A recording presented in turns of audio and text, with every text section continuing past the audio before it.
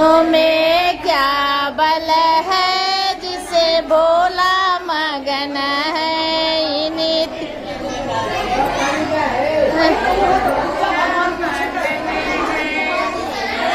भक्तों में क्या बल है जिसे भोला मगन है। मगन है सरयू मगन है, जमुना मगन है, सरयू मगन है। गंगा में ऐसा क्या बल है जिसे भोला मगन है। गंगा में ऐसा क्या बल है जिसे भोला मगन है। इन्हीं तीन पत्तों में क्या बल है जिसे भोला मगन है। क्या बल है जिसे भोला मगन है।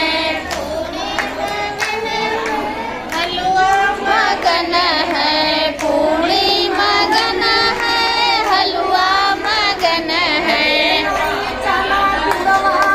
क्या बल है जिसे मगन है।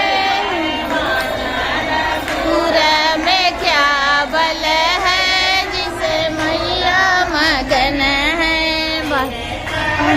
ओ में क्या बल है जिसे भोला मगन है।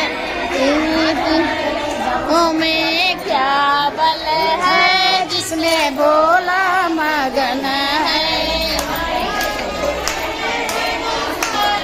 मगन है साला मगन है, तू साला मगन है। क्या बल है जिसमें भोला मगन है।